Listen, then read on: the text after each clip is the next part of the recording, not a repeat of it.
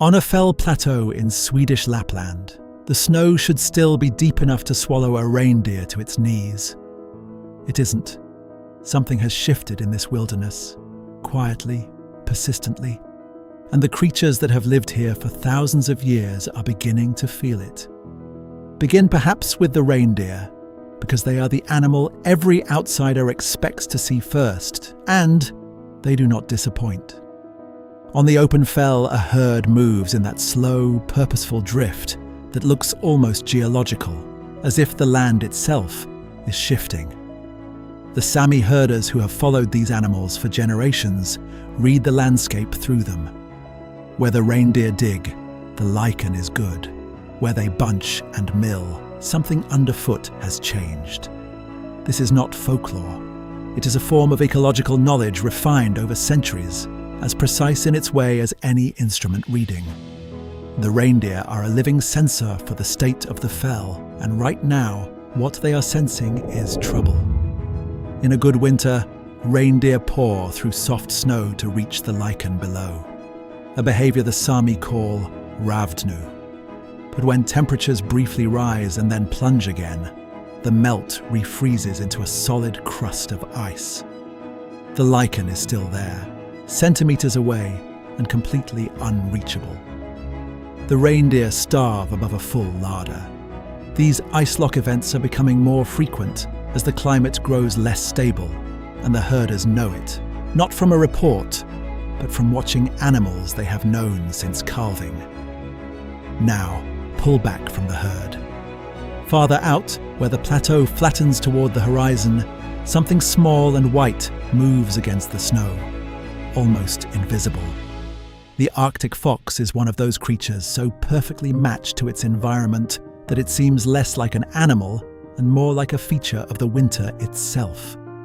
Fur so dense it needs no shelter from extraordinary cold, a compact body that hoards heat like a stone. It has lived on these fells since long before the first herder arrived. And it is now, very quietly, being pushed out. Red foxes are now found further north than ever before, taking over the Arctic fox's territory. The red fox is larger, more aggressive, and has followed the warming tree line upward into ground that was, until recently, too cold for it to hold. Breeding Arctic foxes have been pushed to occupy dens at higher altitudes than red foxes. There is only so much fell left above the tree line. The Arctic fox is being compressed from below, altitude by altitude, season by season. But the pressure from the red fox is only half the story. The Arctic fox's entire existence here is calibrated to the lemming. The Norway lemming is an ecological cornerstone known for a dramatic population cycle wherein numbers boom every 3 to 4 years. In a peak year, the fell seems to pulse with them. Tunnels beneath the snow, movement everywhere, a kind of frantic abundance. The Arctic fox breeds in numbers when the lemmings are high. It barely breeds at all when they crash. And the snowy owl, that great pale presence of the open tundra, operates by exactly the same logic. Breeding location and success for the snowy owl are tightly linked with the local abundance of lemmings, which can represent as much as 95% of its diet. In a crash year, the owls simply do not nest. They drift south instead, ghostly and displaced, waiting for a tide that may not return on schedule. What disrupts that schedule? The same instability that locks the reindeer out of their lichen. Lemmings have a lower survival rate when there is an absence of snow to insulate their dens, and mild winter weather that includes rain freezing over the terrain can prevent rodents from reaching their food. A catastrophe for lemmings and for the predators that depend on them.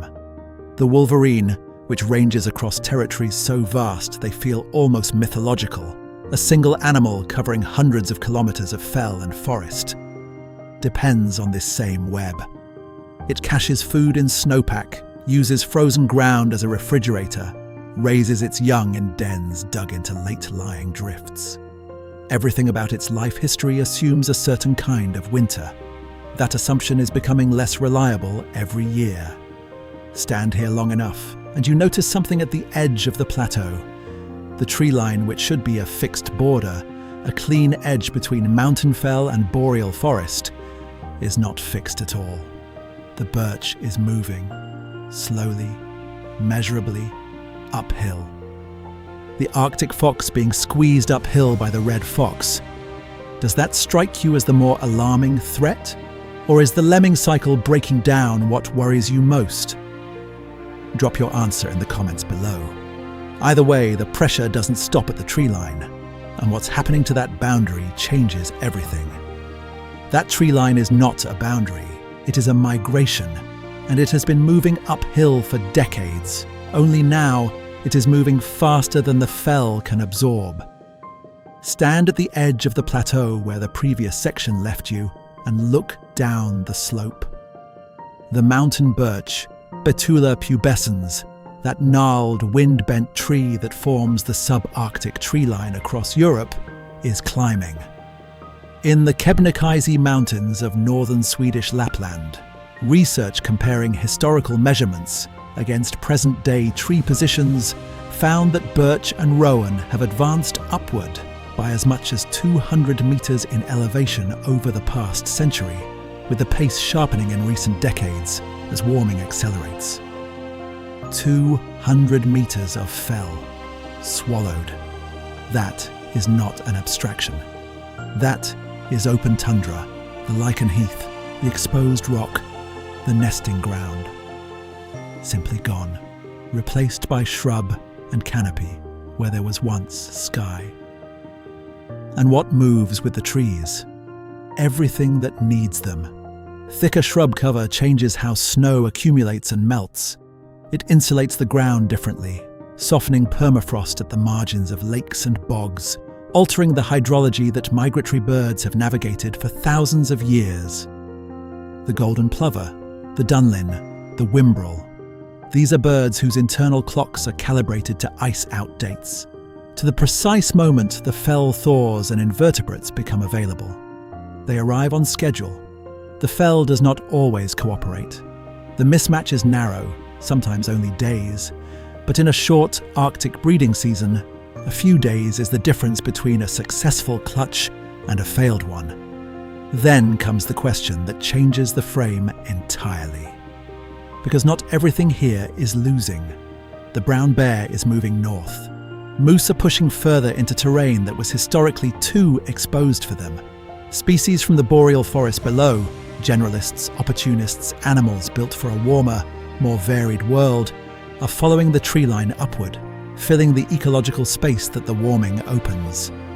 On the surface, this looks like nature adapting. New species, new niches, a reshuffled but functioning system. And here is the uncomfortable question that any honest account of this landscape must sit with. Is what is happening in Swedish Lapland a transformation or a loss? Is this a new ecosystem forming or an old one dissolving? The Sámi have watched this landscape for generations, with a precision that no instrument fully replicates. They have words for weather patterns, for ice conditions, for the particular quality of late winter snow that tells a herder whether the lichen below is reachable. But the changes now underway, the rain falling in January, the tree line advancing in years rather than decades, the lemming cycles losing their rhythm. These are changes for which, in some cases, there are no words yet. Not because the language is impoverished, but because the thing being described has not happened within living memory. Language grows from experience. When the experience is unprecedented, the language has not yet caught up. That is worth sitting with. It is one thing to read a temperature graph. It is another to stand in a landscape and find that the knowledge you inherited, knowledge refined across centuries of intimate observation, no longer fully applies. And yet, the fell is still here. The Arctic fox still hunts it. The reindeer still rid it. The golden plover still arrives, still tries.